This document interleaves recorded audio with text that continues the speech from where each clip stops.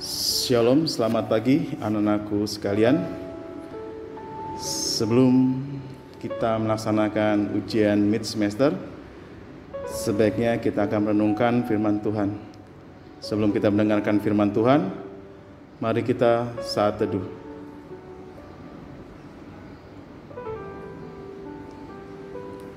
Amin. Renungan pada pagi ini mengambil tema orang Kristen yang sabar. Sebagai ayat Alkitab yang akan kita renungkan pada pagi ini dari kitab Kolose pasal 3 ayat 13. Sabarlah kamu seorang terhadap yang lain, dan ampunilah seorang akan yang lain, apabila yang seorang penaruh dendam terhadap yang lain. Sama seperti Tuhan telah mengampuni kamu, kamu perbuat jugalah demikian. Di zaman sekarang ini tidak mudah menemukan orang yang sabar. Banyak orang cenderung cepat-cepat dan sembarangan dalam mengerjakan segala sesuatu. Atau ketika dalam masalah dan pergumulan, kita sering mendengar nasihat yang mengatakan, yang sabar ya. Lalu kita pun menimpali, kesabaran kan ada batasnya. Sebenarnya apa itu kesabaran?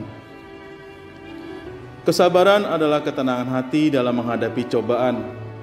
Kesabaran adalah lawan dari kemarahan yang tidak pada tempatnya. Kemampuan untuk menahan diri dalam menghadapi situasi-situasi sulit, sifat tenang, tabah, tidak tergesa-gesa atau terburu nafsu.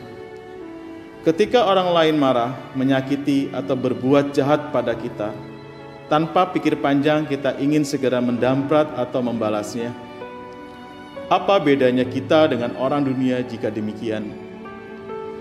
Sebagai orang Kristen, kita dituntut untuk memiliki kesabaran dan saling bersabar satu sama lainnya.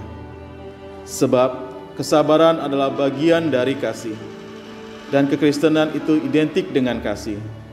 Ada tertulis dalam kitab Korintus, kasih itu sabar, kasih itu murah hati, ia tidak cemburu, ia tidak memegahkan diri dan tidak sombong. Di samping itu, kesabaran merupakan bagian dari buah-buah roh yang harus terpancar dalam kehidupan orang terpercaya. Jika kita mengaku diri sebagai orang Kristen atau pengikut Yesus, tetapi kita tidak punya kesabaran, maka kita perlu bertobat. Dengan kesabaran, seorang dapat melihat hal-hal yang positif di tengah kesukaran sekalipun. Bukanlah orang-orang Kristen yang tidak sabar menantikan pertolongan dari Tuhan dan akhirnya mereka pun tidak mengalami berkat-berkat Tuhan. Kesabaran adalah kunci untuk sebuah hubungan kerjasama yang baik. Seperti dalam kitab Amsal, si pemarah membangkitkan pertengkaran, tetapi orang yang sabar memadamkan pembantahan.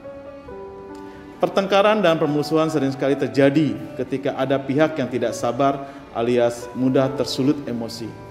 Oleh karena itu, jika amarah penguasa menimpa engkau, janganlah meninggalkan tempatmu, karena kesabaran mencegah kesalahan-kesalahan yang besar. Mari kita berdoa. Tuhan Yesus yang baik, terima kasih. Pada pagi ini kami telah merenungkan dan telah menerima suatu firman-Mu tentang kesabaran. Ajari kami ya Tuhan, untuk terus bersabar. Terima kasih Tuhan Yesus, terima kasih. Amin.